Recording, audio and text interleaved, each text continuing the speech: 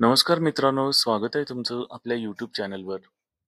जर तुम्ही आज पहिल्यांदा आपल्या YouTube चॅनलवर आलेला असाल, तर तुम्हाला विनंती आहे की चॅनलला सबस्क्राईब करा आणि जर हा व्हिडिओ आवडला तर लाईक करा आणि मित्रांना शेअर करा. तुम्हाला माहिती आहे का खोकला कमी येण्यासाठी काय खावे?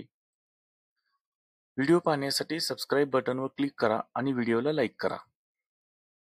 खोकला कमी करण्यासाठी आहारातून असे पदार्थ घ्यायला हवेत जे घसा मऊ ठेवतात, कफ कमी करतात, रोगप्रतिकार शक्ती वाढवतात आणि श्वसन मार्ग स्वच्छ ठेवतात. पहिलं त्याच्यामध्ये काम करा, एक गरम दूध घ्या, त्याच्यामध्ये थोडी हळद घाला आणि रात्री झोपण्याआधी हा जर तुम्ही प्यायला, गरम दूध आणि हळद असं करून जर तुम्ही प्यायला तर खोकला कमी येतो आणि सूज पण कमी होते. दुसरा ऑप्शन आहे मध. कोमट पाण्यात घ्या किंवा दुधात पण घेऊ शकता तुम्ही. घशाला आराम मिळतो. तिसरा आहे आल्याचा रस आणि मध. हे दोन्हीचं कॉम्बिनेशन केलं तुम्ही की दिवसातून 2-3 वेळा जरी घेतला तरी कफ विरघळतो. चौथा आहे तुळशीची पाने कच्ची चावून खा आणि काढा करून तुम्ही तुम्ही घेऊ शकता.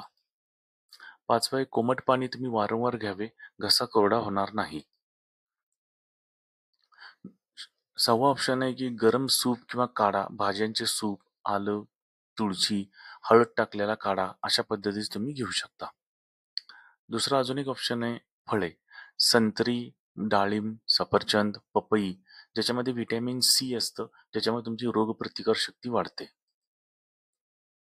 त्याच्यासोबत तुम्ही सूप घेऊ शकता, गरम पदार्थ घेऊ शकता, जसे वरण, सूप, डाळ यासारखे हलके आणि उष्णतेचे पदार्थ घेऊ शकता.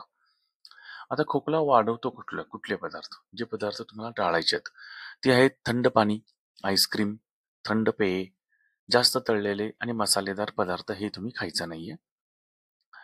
दुसरं म्हणजे जास्त गोड पदार्थ जे असतात, ज्याच्यामध्ये साखर वाढते, त्याच्यामध्ये कफ वाढते आणि धूळ असलेले किंवा थंड वातावरणात शक्यतो जायचं टाळा. घरगुती उपाय करण्यामध्ये सोपा पर्याय असे आहेत की तुम्ही वाफ घेऊ शकता.